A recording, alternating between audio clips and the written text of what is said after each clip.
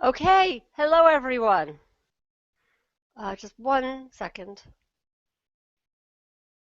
So hello, welcome to Town Hall for February 12th, 2016.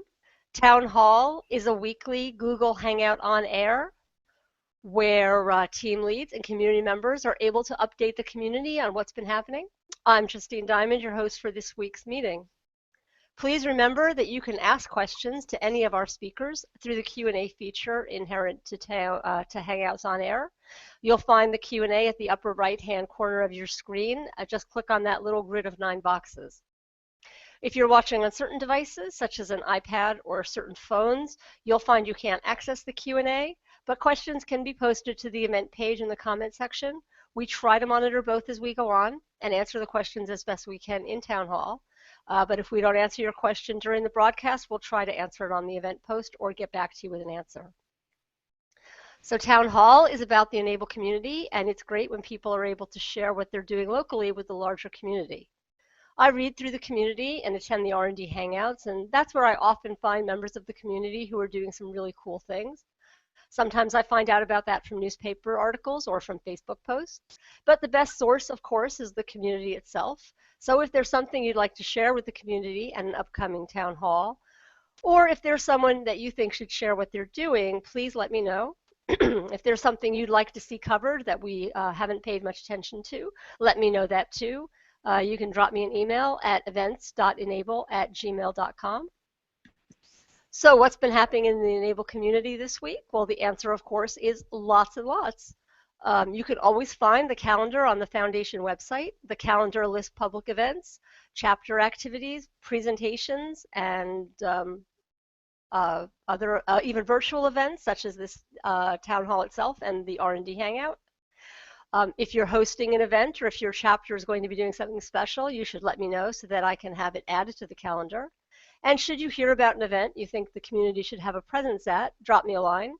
If you're interested in representing the e-NABLE community at an event or a maker faire and would like some assistance in getting that organized, that's just another reason to get in touch. As a matter of fact, someone just got in touch with me. They want to get a maker faire set up. So I'll be able to help them with that. So if you've not been in the community this morning, I reposted a link to an Upworthy video that features Isabella, who was the first recipient of the thermoformed arm that was designed by e-NABLE community volunteers Drew Murray and Stephen Davies. About a minute into that video, you'll catch a glimpse of Isabella and her infectious smile and this wonderful giggle. So I would check that out. There was another video posted with Greg and Luke Dennison, who made a hand for another boy in a neighboring town. And there was one from Pittsburgh and a really great one from Malaysia as well. There have been all sorts of wonderful updates this week, and many of them have had these really great videos. I've already been in touch with several of the people who have posted to have them come share their work. But as you know, there's always more room at this table, so please let me know if there's something you see that catches your eye. Today, our guests, well, we're still waiting for one of them to come. She was having some problems with sound, are going to talk primarily about e-NABLE in education. I'd like to very briefly, before we get to that, talk about the post-secondary program. Over the past few months, we've brought in students who participated in the Foundation-sponsored internship program last summer. Next week, Marla Parker, who heads up the Foundation's post-secondary activities, will have more information about the program for this coming year. On the Foundation website, you can read all about the work that was accomplished last year, and we will be updating that soon with information for the upcoming program. And that program, by the way, is different from the Autodesk Summer Fellowship Initiative, where Autodesk is sponsoring 3 fellowships that are working with the e-NABLE Community Foundation. But this week, as I said, we're going to be focusing on K through 12. So I am very excited to hear what our guests have to say. Last week, you may remember that Rich and I talked about the work that Heather is just starting out doing, and she's here. She's bringing e-NABLE to her classroom, but she's doing it with a very special focus, which I think will be very surprising to some people. We tend to bring teachers in who have already firmly established their programs in their classrooms. I think it's important to get the perspective of teachers who are just starting out. I think there's a lot of value in that. So I've asked Heather to come and make some periodic reports on her progress. Our other guest, if she can get connected, is Jacqueline, who's better known in the community as Little Homeschool Mama. We're hoping she's going to be able to join with her son MacGyver, who, as I'm sure you've seen in the community posts, is an extremely strong advocate for the power of 3D printing. I'm hoping that if we can't get them in today, I'll get them in next week. That's a lot for me to say this week. Let's get started. I'm going to hand the spotlight over to Rich for a general update about education. Great, thanks, Justine. So the last couple of weeks, I've been deciding to focus on some of the education things that we're seeing in the community and look for threads that are running through different aspects of the education side of what we do. So last week I focused, as Justine mentioned, I focused on some of our established educators who have been using e-NABLE for a while. Today I thought I would focus a little bit on some of the student-generated interest that we're seeing. So essentially what we're talking about there is young people who come across our organization and then involve themselves and then tend to sort of bring people along, and that fits nicely in with what we're going to hear from Jacqueline as well. So before I start to talk, I just want to mention, a number of us, and actually Heather as well, are really starting to move forward with a pedagogical approach called project-based learning. And a lot of times people just assume, oh, that's probably what I did when I was a kid, and you learn something and then you do a project about it afterwards. And in fact, project-based learning is very different.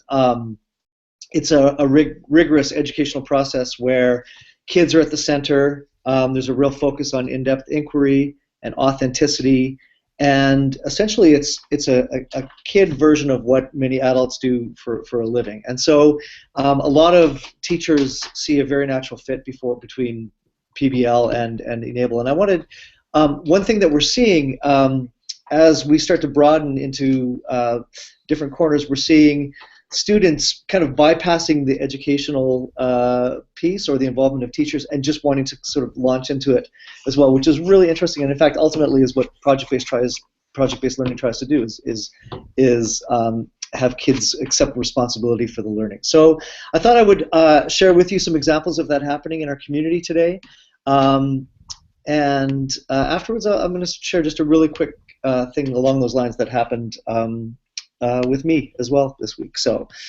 hopefully you can see my screen, and somebody jump in if you can.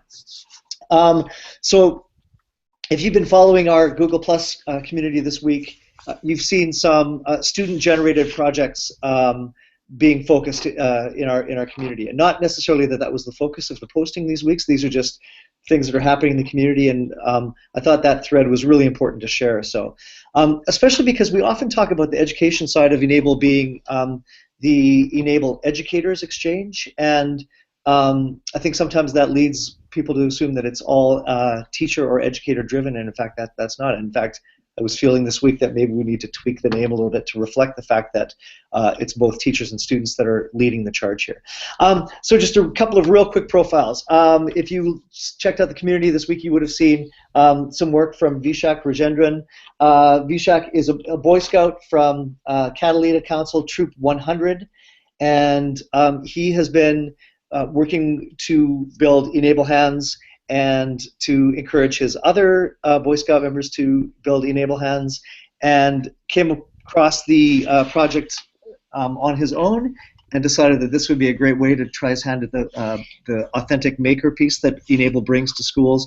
And so he's been building hands. I noticed in the article it mentioned that he was also reaching out now and is starting to look for the potential to build hands with families outside of the United States. So he's actually now connected with a family in India and is building a hand for a 6-year-old there as well. So just a great example of a student kind of taking charge and leading his scout group into e-NABLE's world.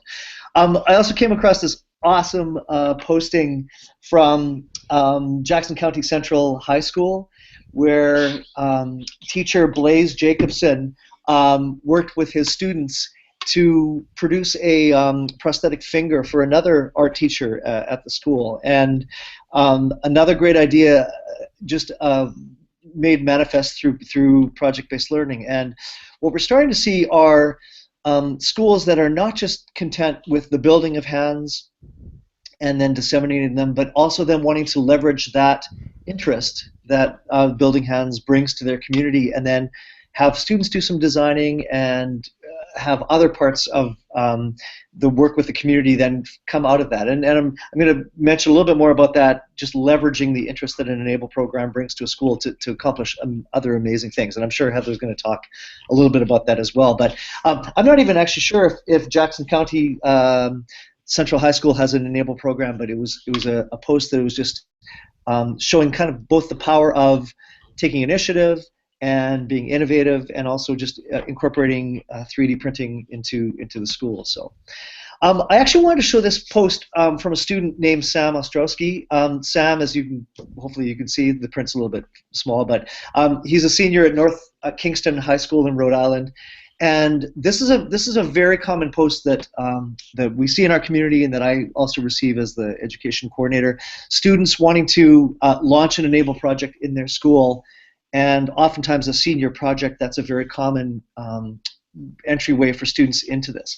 And the really interesting thing that I noticed about Sam was he actually put his interest right into the community, and all of a sudden then was getting responses to his questions. And a lot of what he was asking for was, what are the best designs to start printing, and how to involve teachers at the school. And all of a sudden there was this little flurry of suggestions from our community, and I showed this just because in the same way that we're bringing Heather on just to talk, like, what's it like for a beginning teacher to launch an e-NABLE project, to just show that for students that are interested in doing this work, there is this community of over 7,500 people who are more than willing to help and mentor students as they kind of launch into this work. And that's pretty exciting to see. If anybody, if you actually haven't checked out the community, the Google Plus community this week, please do. And if you have a chance to watch this video by Peyton Andre, those of us who have seen it will know what we're talking about. This incredible video of Peyton, who I believe Justine was alluding to how he got his hand, and now he is educating his classmates about the hand that he received.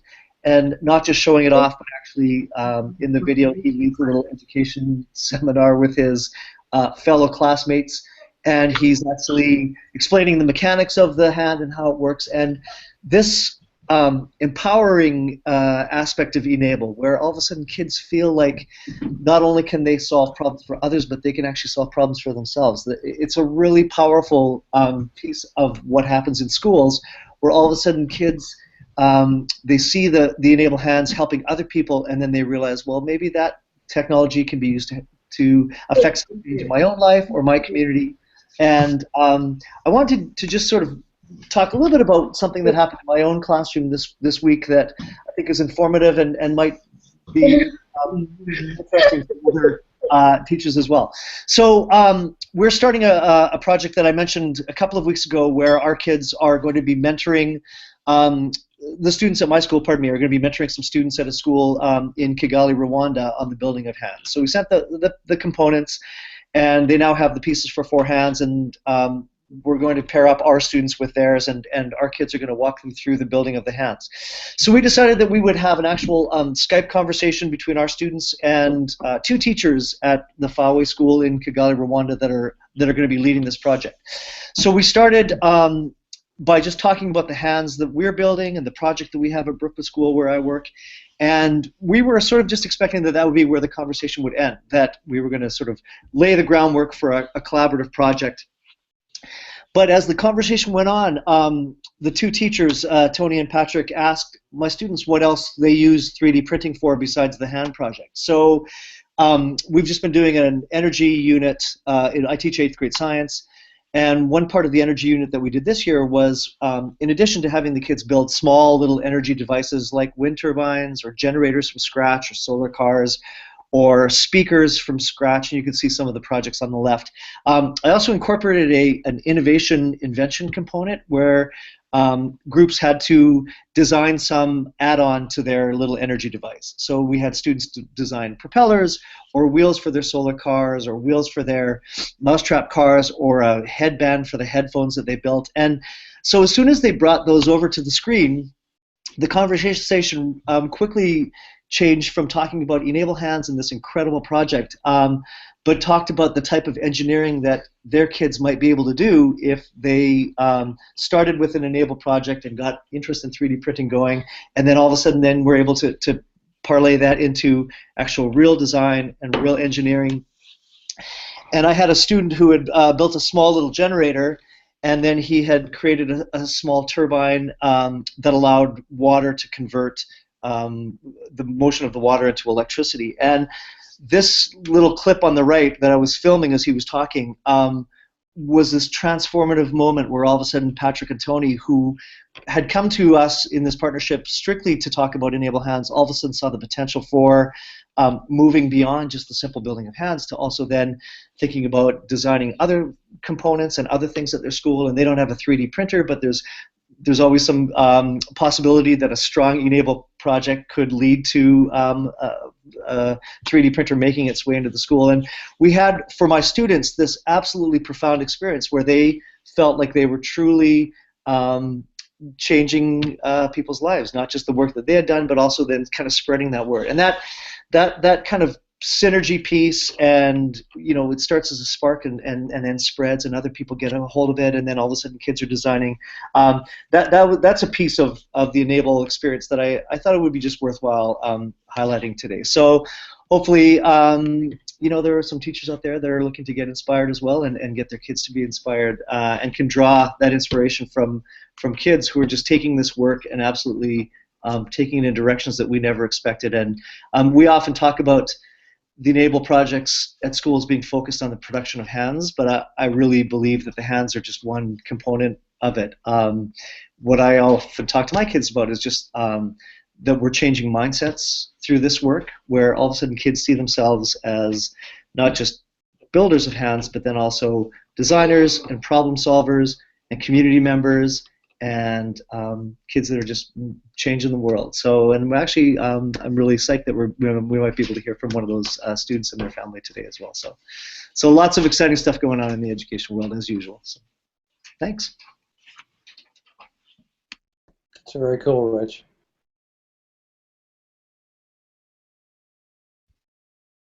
Okay, before we move on to our two guest educators, we do have two questions in our Q&A from Trenton Hall, who says that it's his first time to join in on Hangouts, but he's a teacher in Brenham, Texas, who's been using e-NABLE in his classroom to create hands since the fall of 2014, which is really very close to when we started doing stuff like this, so this is amazing.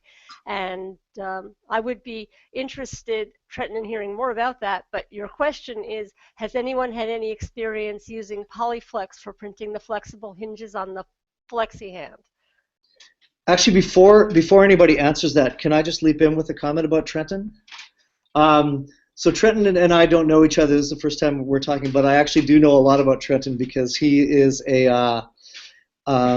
he's a finalist for the Allen Distinguished Educator Award as well because of the work that he's been doing. And so I thought I would put that out there because Trenton's probably too modest to lead with that. But nice work there, man. Oh, wow, that's awesome, Trenton. Definitely get in touch with me. Leave a comment in the community or send me an email. You can send it to me directly at jcdiamond@enablecommunityfoundation.org. I would love to touch base with you, and congratulations on that nomination. Good luck with that. And we got another question from Jack Brown, who says he has a question. And Jack, if you just put that question and then enter it, we'll get to it when we can. The answer to Trenton's specific question is, yes. I don't know if anyone has used that material. Probably a good question to ask in the community, because we do have a number of people who have printed the Flexi hand. I've printed a bunch of different hands that the community has produced, but that isn't one of them. So I don't have any experience with that at all. And the only flexible filament I've used is TPU and NinjaFlex and one other one. So I don't know. So we will move on. Heather, we talked a whole lot about you at the beginning, so shall I pass this over to you and you can talk about what you're doing in your classroom and how this is a different approach. This is a hugely different approach for me. Can you guys hear me? We can. Awesome. Okay, so I am a language arts teacher, a middle school teacher in Los Angeles, California. And I've been very appreciative of the e-NABLE community. They've been amazingly embracing, and they've been very tolerant of me because I really come to this knowing nothing about 3D printing. I am a teacher who doesn't really know how to troubleshoot her own printer. So for that reason alone, I'm hoping that I might be able to help others that have found technology to be a gatekeeper. I've liked technology. I embrace technology in terms of teaching reading and writing and literacy and collaboration, but the 3D printing movement and the maker movement is something that was really not in my wheelhouse. Having said that, I was given a 3D printer, just to give you kind of my progress here. I was given a 3D printer in order to just try out new technologies for my school, and all of a sudden you just really saw students who were struggling to move from the concrete to the abstract make that leap. It was just an amazing thing to have in the classroom, and that's how I found e-NABLE. I think I posted on Facebook, we have our first 3D printer. And I think a friend of mine on Facebook put me in touch with Rich, and it's through Rich that I started really brainstorming, this is a class. This isn't just a graphic design class. This isn't just a club. This isn't just an elective. I really started thinking about this from the point of view of a language arts teacher and how we could leverage the 3D printing as a technology to help inspire and make more concrete our reading and writing. Let's see what else I can say. So this has been amazing, embracing community. I am generally the one online saying, how do I turn on the printer? And I really appreciate the people who jump in and answer without any sarcasm. Thank you so much, e-NABLE. So we started out, because I kind of feel like, because I come at this from really the start of this process, I think that's probably a good place to start with my town hall today. My principal and I found Matter Hackers, which is just a 2-hour drive away, and I'll put that in the chat in a second, or if someone could, that would be fantastic as a resource for people. Matter Hackers, we were able to, it was a showroom of different 3D printers. It moved us beyond the one simple printer that we were using, that we were experiencing probably too many failures for. While failing is a part of this process, and I see how to leverage failing in our reading and writing, I do think that the technology can't be what the focus of my class is about. That has to be a tool. So we ended up going with Ultimakers. I now have 5 Wow. here. I know, it's crazy. Well, so we were given, and this is a lot of teacher talk, so forgive me. So the LCAP funds that California has because of Common Core kind of goes in different directions, and we have access to it for different purposes.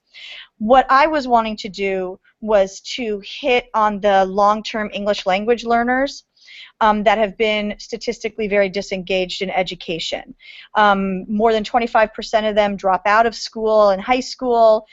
These are the kids that maybe were born in the United States, but somehow weren't making the leap in their own language fluency or literacy to really connect with what school was about. These are typically the kids that were in industrial shop class, and that would draw them into education in a different way, and it gave them a different skill set. And so my thought was, let's bring that back using 3D printing. And so my principal, who has been very willing to try new things, because a part of my position this year is not just to be a classroom teacher, but to also, I have a few periods a day to really brainstorm different ways to solve long-term problems that haven't been solved yet. I'm very lucky to have that part-time position. And we decided that we weren't going to make this an elective, because then you'd only get the robotics kids. We were going to make this a language arts class that specifically targeted these English language learners. Having said that, when you've got 5 printers, you know, you can use these printers for anyone, right? So I teach language arts honors. Next year I'm going to be teaching this ELD make writing class. And then I also guide about 500 to 600 students through an invention convention, and that will allow them to also 3D print their inventions as well. We're having some really great inventions starting this year as well. The 3D printers are not up and running quite yet. I'll show you our progress. Watch out, I'm going to take the computer for a ride, so if you get spinny, don't look. Hold on. So, doop-dee-doo. So here are 3 of them right here that are now, can you see them? Yep, you can see them. Awesome. So those are 3 of them right now. I pretty much turned around to go do something, and I had students in here at lunch yesterday that had set this one up, had set them all up actually, including the tablet, and that was when I was like, what are you doing over there? And she said, what name do you want to give this printer? And I said, you set up the printer? She said, yeah.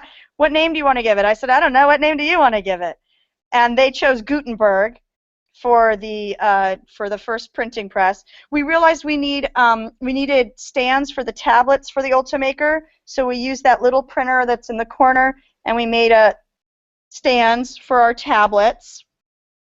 And that's what we did yesterday in lunch, because the kids are pumped. The other thing we're doing is the 3D printed pens, because I think that's a good way to scaffold, especially for, I would say especially for the teachers, because it's the teachers that tend to be scared of this stuff. The kids are fearless. It's the teachers that tend to be freaked out a little bit. We got some 3D printing pens, and so while we're fooling around with getting these online and up and running, we're going to allow the kids to use the 3D printing pens to prototype their inventions beyond Tinkercad, which is what we're using. What else can I tell you about where we're at? That's where we're at. So we haven't even done our test hand yet, but we are setting up the routine. We actually got surprised that the printers got here when they did. And again, teachers would all understand why this is an issue. We ordered them 2 weeks ago. We thought they'd be here in June, and we would actually start the class in June. The printers arrived in a week, and so they're sitting here, and of course, we want to use them. So we're using them with the classes that exist right now. We'll probably do our test hand as soon as these are up and running within the next couple weeks, totally. And so I think we'll actually be ahead of the game, so that while the make writing class is going to be a lot about student choice and student run activities, I think I'll be able to guide them a little better, so that we aren't all failing together with every step of the way. Like, it's okay to fail with them sometimes, but they've got to at least feel safe, like the teacher knows what she's doing. Like, I need to kind of have that under my belt. I'm doing a lot of lesson design right now. One of the things I'm thinking about is a constructed response informational paragraph to reflect on our failures that end with next steps and what variables to tweak. We are going to be studying biographies of different inventors and maybe doing a collaborative Rube Goldberg machine, where the English language learners need to each take a piece of the Rube Goldberg machine and describe it into using Google voice typing, so that it transcribes for them. And one of the pieces in the Rube Goldberg machine, every Rube Goldberg machine must have at least one piece that's 3D printed. Rich was the one that really set me on the road to thinking beyond the hand, although I do think that the hand is a powerful touchstone for advocacy and for thinking beyond the middle school me. And so that's kind of where we're starting at. But he's the one that said in his class, if you don't mind I share this, Rich, it really was powerful for me to hear this. They set up a website that then solicited ideas from the local community of things that were needed. And so that would end up being our next step. It would allow us to produce some advertisements, which is persuasive writing. The kids using MacBooks will do some iBook manuals, how-to manuals. And then we also reached out, and Matter Hackers is willing to post some of the kids' presentations and how-tos and things like that, even in their own languages, which is primarily Spanish and Chinese, different languages from China. So that's kind of where we are with things. I hope that kind of fills you in. We are really coming at this from the start. So we've turned on printers, we've ordered printers, we've turned on printers, we've sunk one printer to a tablet, and we made a stand for the tablet. And that's as far as we've gotten. You've come a long way, and I'm just going to mute you for a second.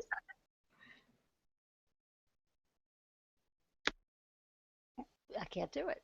You've come a long way. Well, I'm not echoing now anyway. You've come a long way. It looks really good. I'm going to be very interested to follow the progress, both with hand manufacture and with doing other things, and bringing the concept of using 3D printing to help students who often with technology like this, sort of it gets ignored for them, which is always an issue for me. This is more of a personal thing, that a lot of enrichment activities that are really cool get self-selected to a certain group of kids, and where I think all students can get benefit from it, sometimes these kids are denied that opportunity. So to me, that's kind of a thing with me. So I am very touched and very interested to watch as that progresses. Does anybody have anything for Heather before we move on? I don't. Actually, Justine, can I so Heather is very reflective of the enthusiasm that we often see from teachers as they come into this work, and we're just so proud of her and the work she's doing, and just that idea of taking interest in e-NABLE and then branching off into other things, and all of a sudden her kids are designing stands for the so cool. She very briefly mentioned something that I just wanted to share in case there are teachers that are there. I'm not sure if you can see the 3D problem bag project that we created at our school. So essentially what Heather was saying, our community posts problems that are in need of a designed solution. So here was our maintenance department. One of their ball joint valve handles broke, and now they've charged our kids with designing the solution, and we're looking to make an e-NABLE demo hand, and our art teacher needed a mirror clip for drawing portraits, and our librarian's shelves kept cracking, so she needed new brackets. And basically, we wouldn't be doing this if we hadn't first seen the power of 3D printing through the e-NABLE project. So, you know, and this is just my example of the things that we do, and I hear about these things from all schools, just like Heather was saying with the teaching language arts through it. So keep on, educators. Thank you. So keeping with our education theme, and hopefully the sound will be good. I'm sure you've seen the posts in the community from Little Homeschool Mama and her son MacGyver, who has done some amazing advocacy for not only for the e-NABLE community, but also for the transformative power of 3D printing.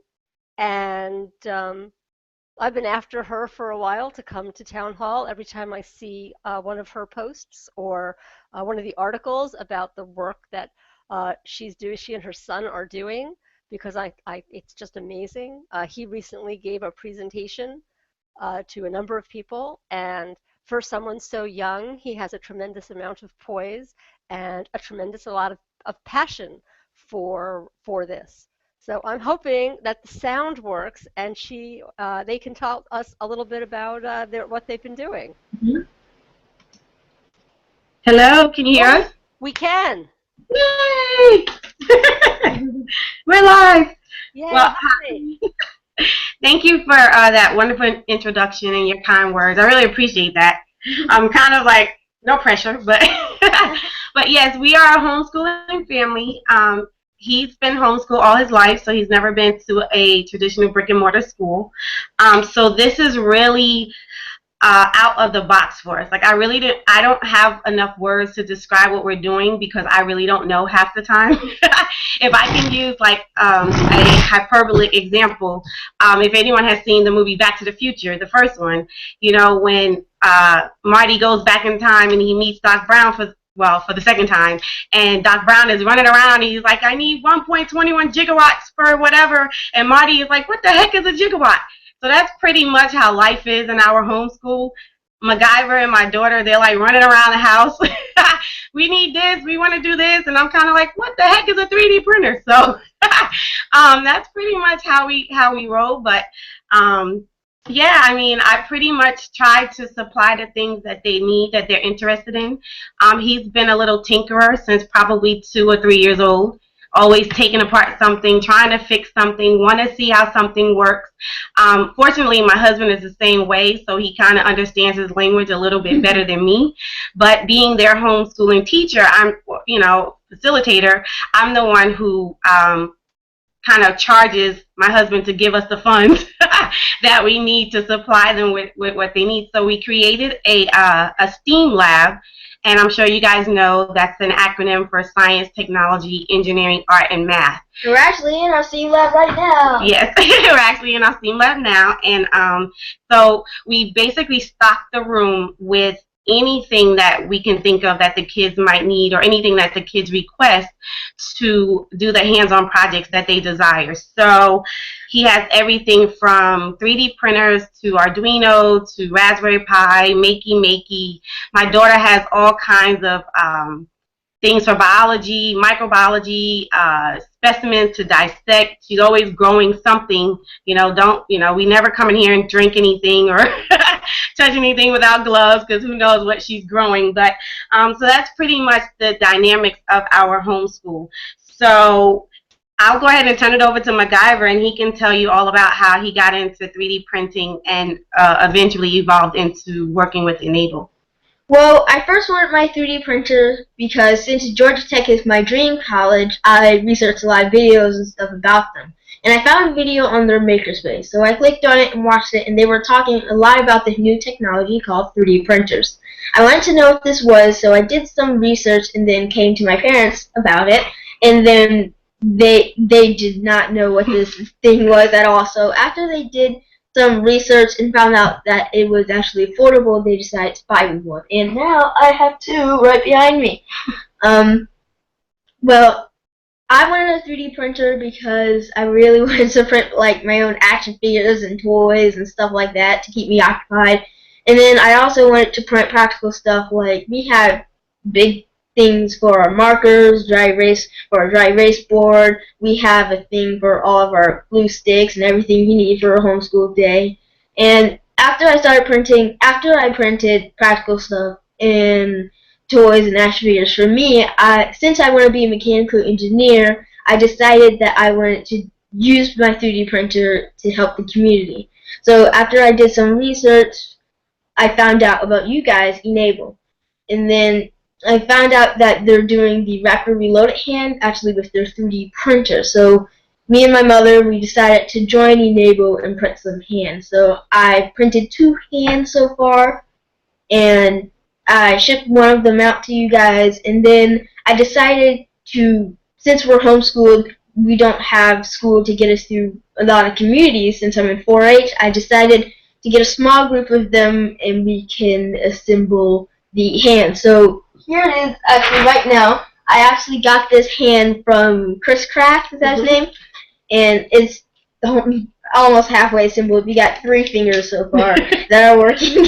I'm going to assemble it fully soon and then send it to you guys. Yeah, we joined the hand challenge with Chris Craft. Oh, so. the fingers got there. Yeah, it's a little broken up. It's in process. It's in process, yeah, exactly. I also just got some hands from Co-Create, is that what they're called? They're based in California and they really want to meet me, but they're so far away. So we asked them if they could send us some hands, and they did, and they just arrived a few days ago. Mm-hmm. Yeah. So what you gonna do with those hands? Well, those hands, I'm gonna make a date for, since me and my sister lead a STEAM camp. We're going to lead a STEAM camp in the summer. We're going to assemble those hands with our peers at 4-H. At 4-H. Yeah. And then we're gonna send them to you guys. So yeah, that's pretty much what we do with the hands so far. Well, now that he has 2 printers, he'll be able to print more hands. And the 4-H, our local 4-H extension office, they have been wonderful in supporting us and trying to encourage us. It's just that no one has any idea what we're doing.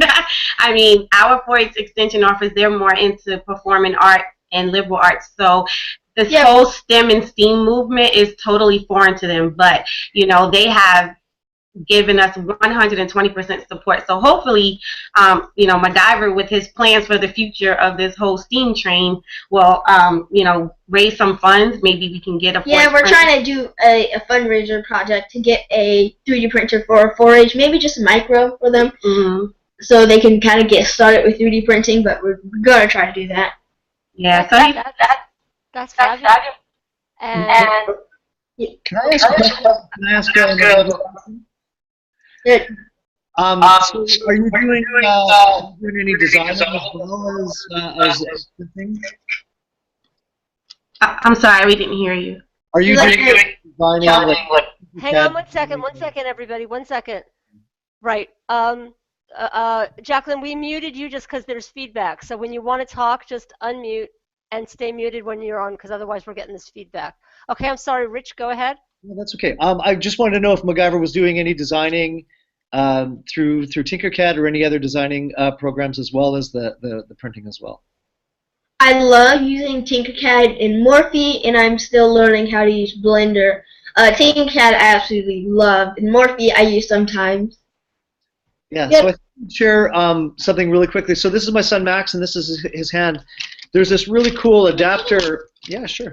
So there's this really cool adapter that a guy named Justin Lavigueur made, where you can actually put it on, and then you can design little components that clip into this. And so, for example, we're just in the process of beginning to design some little things that can clip onto the hand as well. And that can actually be done in Tinkercad. And we're just about to sort of start launching that piece where, in addition to building hands, kids can design little components that allow the hand to, you know, hold a broom or a kayak paddle or a wiffle ball bat or something like that. And so that might be a nice chance for you to do some actual designing as well as the assembly. I would love that. That sounds really cool and great. I would love to do that. Yeah, I'll tell you more about that when we're out of this call. But nice work. So nice you printed him a hand. That's awesome. That's really awesome. Jack, you mentioned some organization that was giving you their full support. Is that a homeschooling organization you mentioned?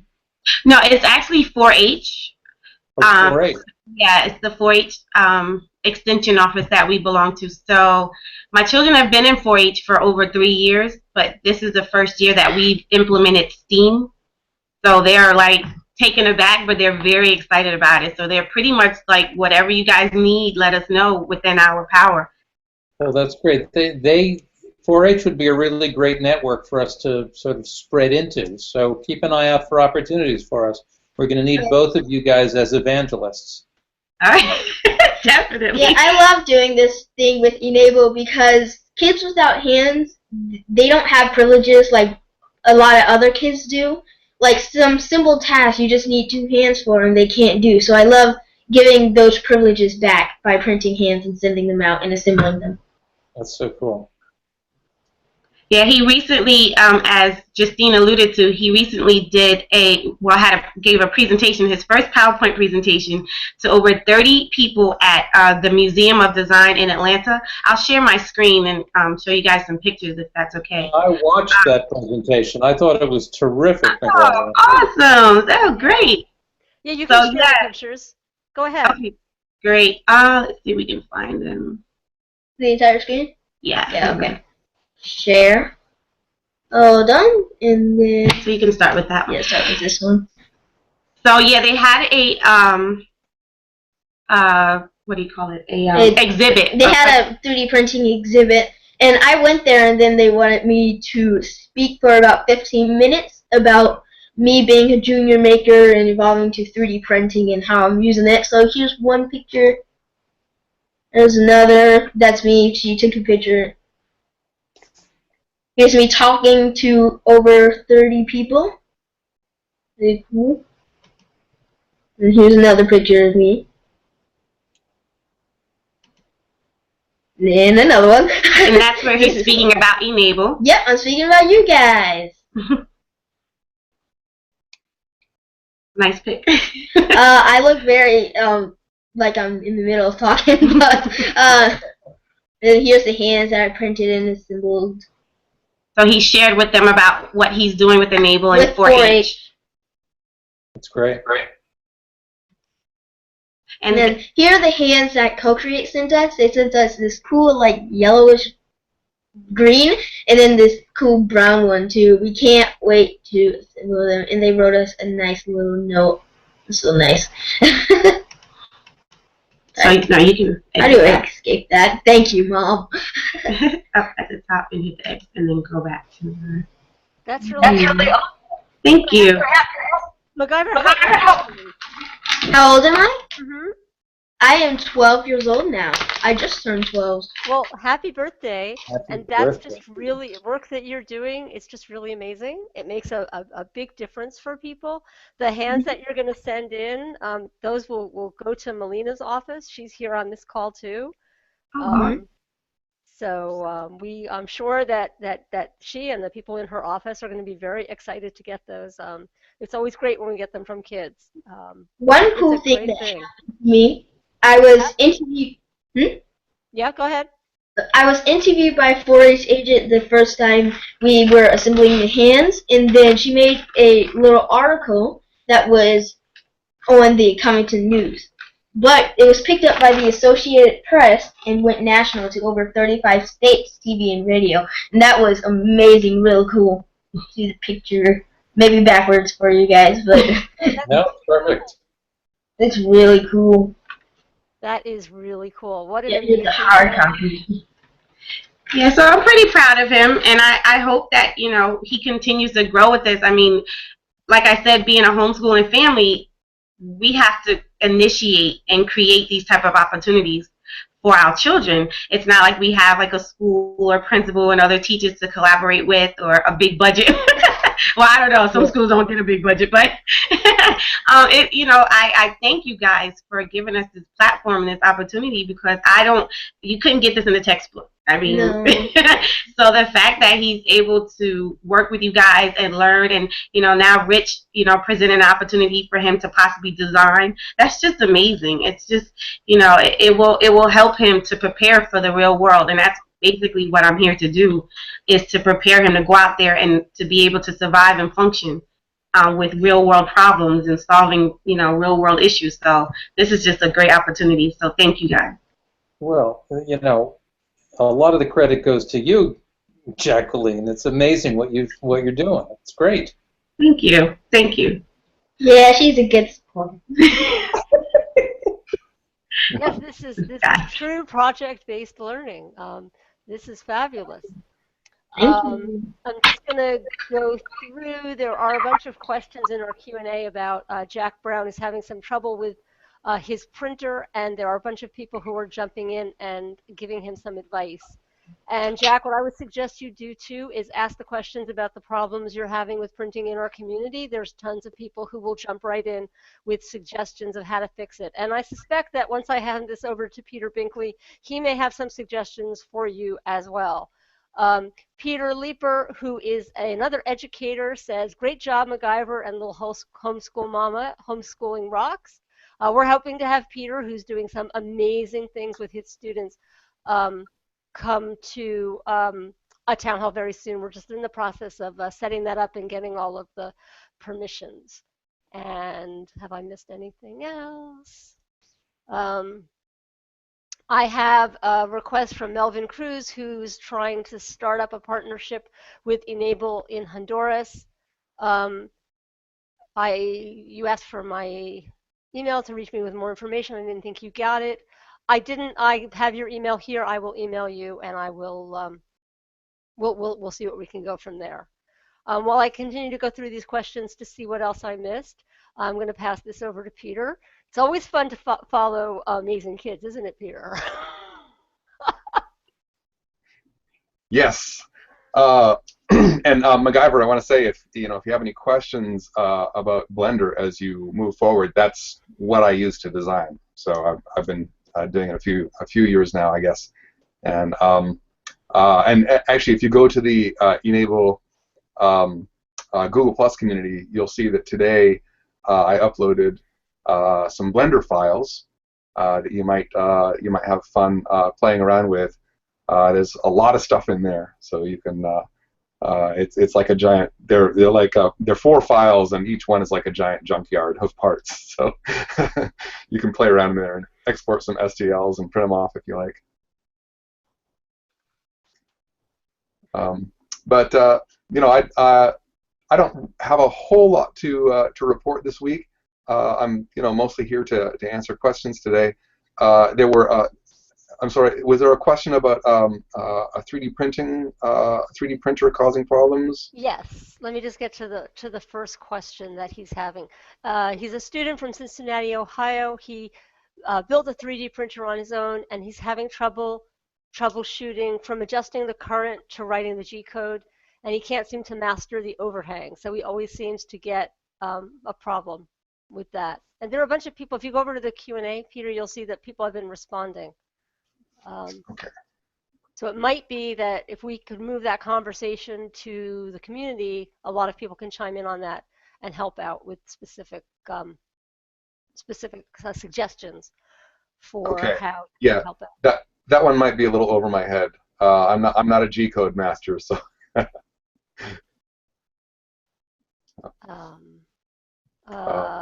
John, you want me to pass this over to you? Okie doke. Hello, everybody. I'm going to be brief because I can't take any more enthusiasm, so I'm going to try to be a downer here. I think our previous speakers really livened up the whole proceedings. I think the only thing I will mention is that I'm going to be doing some international travel for 2 reasons. One is I'm going to be keynoting at the Cairo Maker Faire on March 26th. And then on April 7th, I'm going to be at the European Prosthetic and Orthotic Society meetings giving a talk.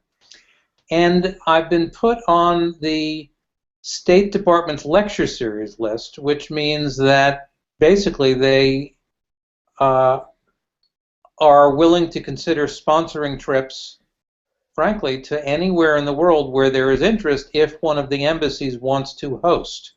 So I'm putting out a specific call to Egyptians and to Italians and to Earthlings. If there is an event or an occasion that we can get together, it's a really interesting opportunity to try to get a feel for what is becoming a global movement that no one quite knows what all is. So I don't know how much travel I'm going to be willing and able to endure, but it's an interesting opportunity, and I would like to use that opportunity well. So if you have some ideas, our operators are waiting for your call. Thank you very much. I think we have gotten through the questions that I can get through. We are just about at the end of the hour. So does anybody have anything else that they'd like to add? Rich, Peter, Melina, Jacqueline, John? If not, and Melvin, I'll be in touch, by the way. I've written down your email address, so I will send you an email, and we'll see what we can do. Next week, I'm hoping to bring in some more educators and some more great stories from the e-NABLE community. Until then, we'll see you next week, and happy printing. Bye-bye, everybody.